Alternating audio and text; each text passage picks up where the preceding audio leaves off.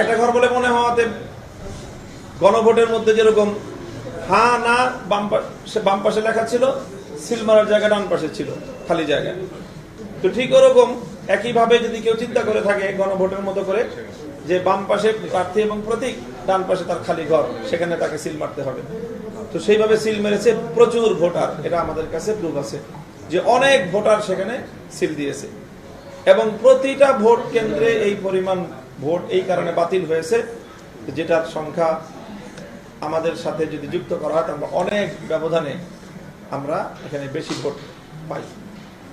তো আমাদের কাছে এটা প্রমাণ রয়েছে যে নির্বাচন কমিশনের পক্ষ থেকে অন্য আসনে, যেরকম ঢাকা 8 আসনের ব্যাপারে একই সেম কেসটা হয়েছে মির্জা আব্বাস সাহেবের ক্ষেত্রে ধানের শীষের প্রতীকে, যে সেখানে তার ফার্স্ট কলামের লাস্ট রোতে মির্জা আব্বাস এবং সাহেবের নাম এবং ধানের শীষ, আর বিপরীত দিকে দ্বিতীয় কলামের লাস্ট রোটা খালি। তো সেখানে যেই সিলগুলি পড়েছে সেই সিলগুলোকে ধানের শীষের ভোট বলে গণ্য করার মর্মে নির্বাচন কমিশনের সিদ্ধান্ত আছে বলে আফরোজা আব্বাস সাহেবা, যিনি বিএনপির নেত্রী, তার পক্ষ থেকে মিডিয়াতে স্পষ্ট ব্রিফিং আছে। তো এই সকল কারণে আমাদের আসনে ভোটের ব্যবধান হলো মাত্র 2320টি ভোট, আর আমাদের এই ভোট বাতিলকৃত ভোটের সংখ্যা আমার আসনে 4381। তো আমরা যেটা ধারণা করছি যে 4381-র মধ্যে মোর দেন 80% ভোট, এটা আমার সেই ধরনের ভোট যেই ভোটটা নির্বাচন কমিশন বিভ্রান্ত করেছে জনগণকে, এবং সেই জনগণকে বিভ্রান্ত করার দায় আমি মনে করি জনগণের কাঁধে না চাপিয়ে নির্বাচন কমিশনের নিজেদের কাঁধে এটা দায় নেওয়া উচিত।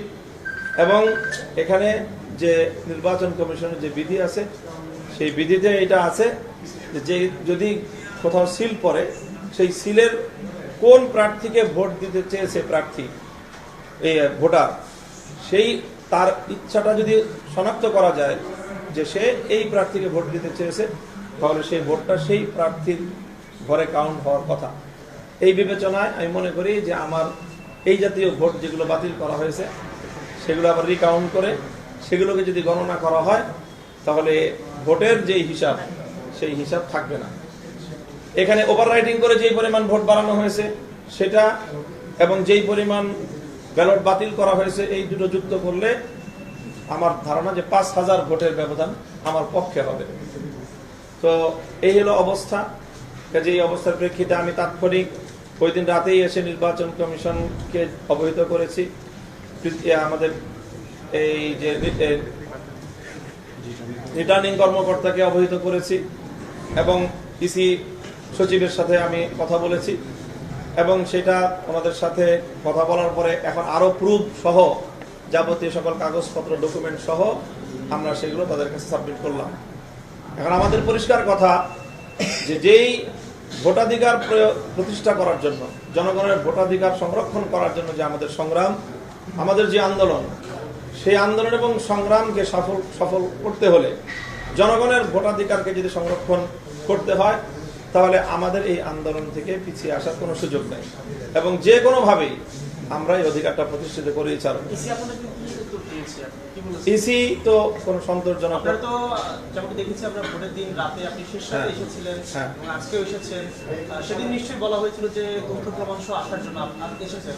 আপনার অনুভূতি কি মনে হচ্ছে, আসলে কি আপনার পক্ষে রায় আসতে পারে কিনা?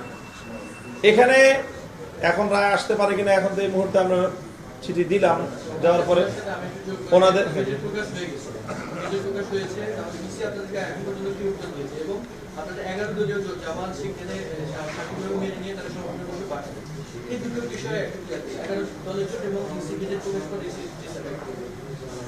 ইসি তো গেজেট প্রকাশ করেছে ইসির মতো করে, আর আমরা আগে আমাদের অভিযোগ দায়ের করেছি, দাখিল অভিযোগ মৌখিকভাবে জানিয়েছি এবং আমাদের বক্তব্য দিয়েছি।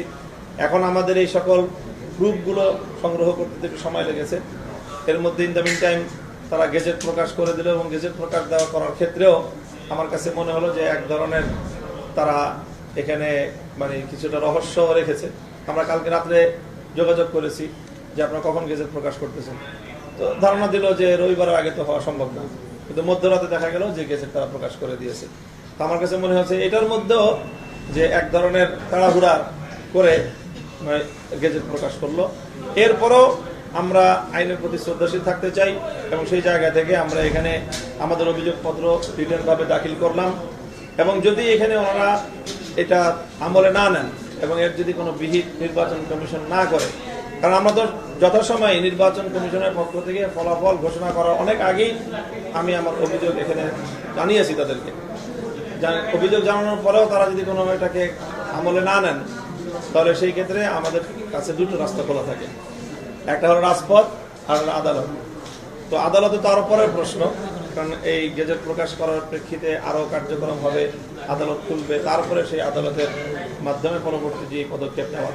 আদালত বন্ধ থাকা অবস্থায় নির্বাচন করে সবকিছু করে গেজেট প্রকাশ করে এখন ওনারা আমাদের জন্য রাস্তা যদি বন্ধ করে দিতে চায়, তাহলে আমাদের কাছে রাজপথ ছাড়া বিকল্প কোনো পথ থাকবে না এবং হয়তো সেক্ষেত্রে আমাদেরকে বাধ্য হয়েই মাঠে নামতে হবে। আরেকটি বিষয় সম্পর্ক সেটা হচ্ছে, আপনি তো বেশ কিছু তথ্য দিয়েছেন, নির্বাচন কমিশন কি সন্তুষ্ট হতে পেরেছে কিনা? নির্বাচন কমিশন এই ক্ষেত্রে না, নির্বাচন কমিশন তাদের কোনো মন্তব্য আমাদের কাছে জানায়নি। নির্বাচন কমিশন বলতেছে যেটা আমার বিষয় না, এটা রিটার্নিং কর্মকর্তার সাথে কথা বলে। রিটার্নিং কর্মকর্তা বলতেছে এটা আমাদের বিষয় না, এটা প্রিজাইডিং অফিসার যা বলবে আমরা তাই করব। অর্থাৎ কেউ দায়িত্ব নিচ্ছে না, নির্বাচন কমিশনও দায়িত্ব নিচ্ছে না, রিটার্নিং কর্মকর্তাও দায়িত্ব নিচ্ছে না, তারা চাপায়া দিচ্ছে প্রিজাইডিং অফিসারের উপর। আর প্রিজাইডিং অফিসার কি করেছে? প্রিজাইডিং অফিসার করেছে না আমার এজেন্টদেরকে বের করে দিয়ে উনি ওভার রাইটিং করে ওনারা ফলাফল ওনাদের মধ্যে করে প্রকাশ করে দিলেন।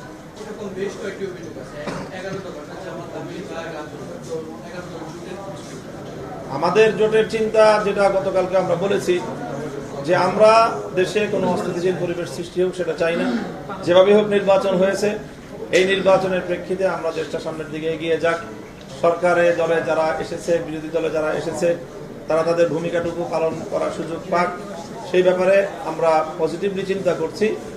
তবে আমাদের এই বিষয়গুলো দ্রুত সুরাহা করার উদ্যোগ নিতে হবে এবং আমরা সেটাকে আরো বলিষ্ঠভাবে ইসিকে আনুষ্ঠানিকভাবে আজকে বলবো এবং এরপরে আমরা মাঠেও যাব এবং আমাদের স্বাভাবিকভাবেই যদি আমাদের পরিবেশ থাকে, সারা দেশে হামলা হচ্ছে, আমাদের ভোটারদেরকে ভয়ভীতি প্রদর্শন করা হচ্ছে, খুন পর্যন্ত করা হয়েছে আমাদের জোটের সমর্থকদেরকে, তো এই জাতীয় কার্যক্রম যদি পরিচালিত হতে থাকে তাহলে তো আমাদেরকে ভাবতে হবে যে আমরা আসলে কতটুকু পর্যন্ত যেতে পারবো।